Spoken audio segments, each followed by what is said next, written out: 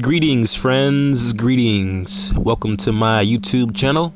Today I will be discussing Game of Thrones and why I believe Bran will be one of the few main characters to survive the series and his role in the upcoming season.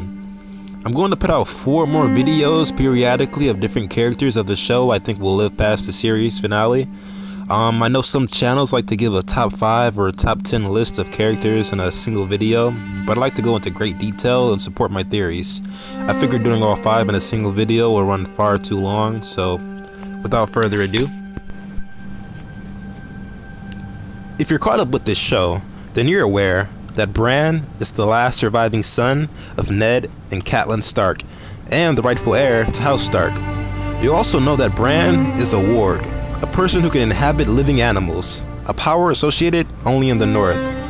Bran recently inherited the abilities and title of the Three-Eyed Raven. Now, the Three-Eyed Raven has many mystical givings. So far, we know he can see the past and future. He's able to transport himself to places in the present, as we saw when Bran was grabbed by the Night's King in Season 6.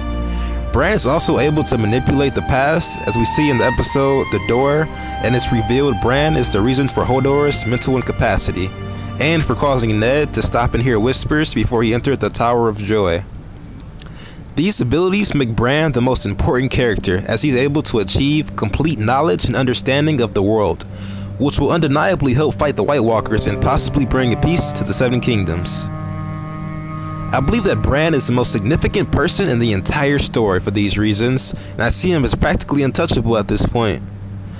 In George R.R. Martin's first rough draft he sent to his editor, Bran was one of the characters who he said will live to the final book, and I see compounding evidence as the show progresses for why Bran is solidifying a long life expectancy. Another reason would be George Martin's adoration for what I call the hopeless ones. Look at it so far. Every character who was considered less than or inadequate is quickly rising to prominence, like a supposed bastard who's the king now and the rightful heir to the Iron Throne. A disfigured dwarf who was nearly drowned as a baby is advising the most powerful woman in the world. A crippled boy is now becoming the most well-informed person in the Seven Kingdoms. Think about it. The Hound, Baelish, Brienne. Even from plot leaks, Gendry is looking more and more like future Lord Gendry Baratheon.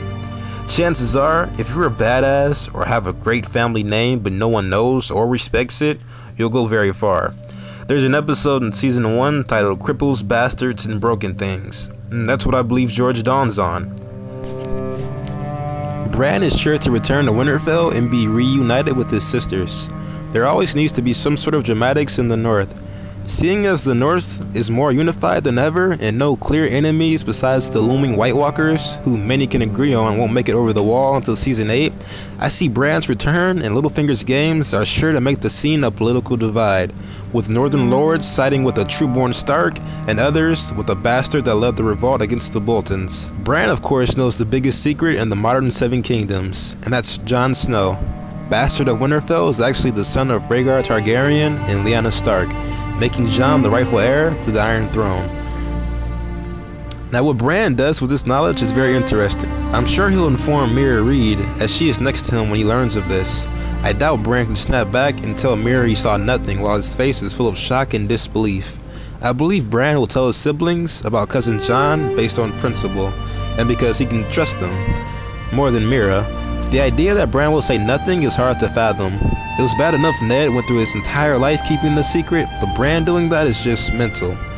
Plus, with a northern divide of who should be Lord of Winterfell or King in the North, I feel Bran will expose Jon as the true king during the end of the season, leading the North and disenfranchised lords to rally behind Jon and Daenerys as the true destined king and queen of the Seven Kingdoms.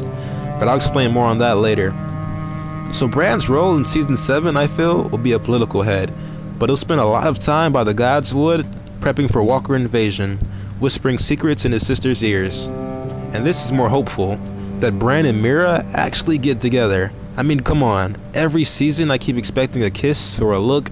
They've been together for more than 4 years. She lost her brother. There is a grieving process. In movies, that's the point when the guy kisses the girl. It's really irritating me because Bran needs some loving. Anyway, that's my video on Bran. If you have any suggestions or comments, feel free to leave them below. I'll be posting a new video either tomorrow or the next day, so if you enjoyed this one, please subscribe and don't forget to hit the like button. Have a great day, and I'll see you on the next one.